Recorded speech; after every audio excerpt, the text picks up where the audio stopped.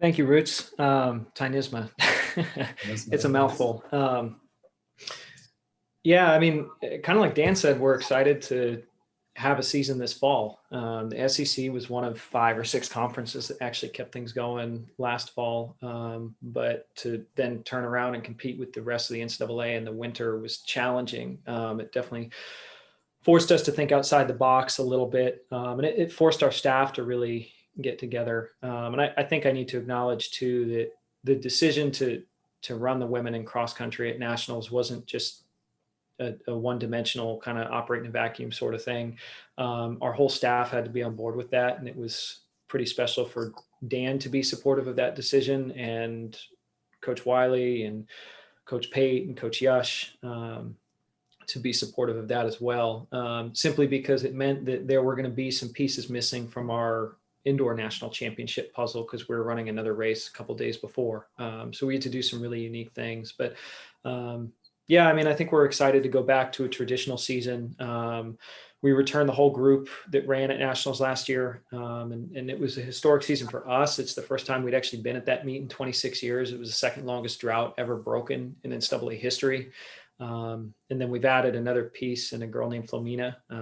She joined us from a junior college. But I don't know, Dan and I put together the schedule for this fall, and we're kind of being put through the ringer during the regular season. We're going to some really competitive national meets, which is just going to kind of harden us to high level competition.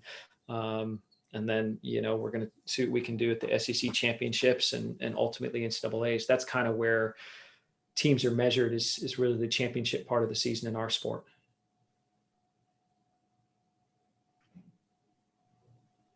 Katie, go ahead. Katie Wyndham.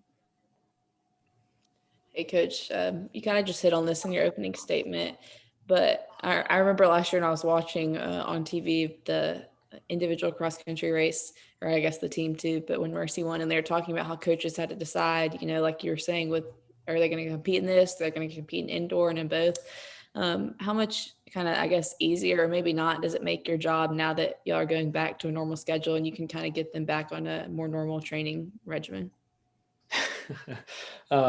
I don't know that it gets any easier. Like Dan was saying, it's hard every year, and it seems like every year it gets a little harder, but I'd say it's definitely going to be more conventional. We can kind of compartmentalize and focus on what we need to do in the fall to be good in cross country. And then our staff has always kind of treated indoor and outdoor track as one season, so we can kind of do track for 6 months. So the fall is actually, it's kind of the second 3 months of our season. Our season really starts in the summertime in many ways. And so they've kind of been in cross country mode since about June 1, and it'll culminate at the end of November. But I'd say it's going to be more conventional.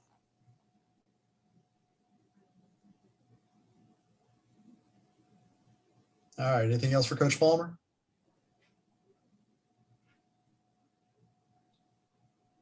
Will, for you, and looking at it, Alabama's going to have 2 national champions recognized during the football season this year.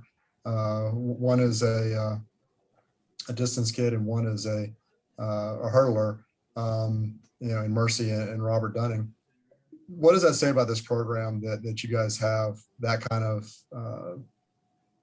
range, in the fact that you had national champions at that level, you've had distance SEC champions, you had sprint, you had jumps, you've had a lot of SEC medalists in a lot of different sports events. I mean, I think it speaks to the balance of our program, and that's kind of the way Dan has tried to build this team. And I always joke with recruits, I say, Coach Waters is a greedy guy. In the fall, his favorite sport is cross country, but then if you ask him in March, his favorite sport is indoor track, and if you ask him in June, his favorite sport is outdoor track. So it's kind of, I don't know, we're always just kind of thinking about the next upcoming thing. And I think it's a testament to the way everybody has kind of come together, and our staff really is like a family, and then our team is too. But how we've tried to kind of check our egos at the door and do a really good job of having great athletes across all the events. So, Mercy and Robert are kind of at the very top of that. But for all the people that have won those, we've had a lot of second and third place finishes over the year too. So, if you go out to our outdoor track, there are 20, 30 some odd faces of all our top 3 finishers since Coach Waters has been here, which is pretty remarkable. On that, on the fence line, right? Yeah, just on the retaining wall on the backstretch. So I guess it's got to be updated.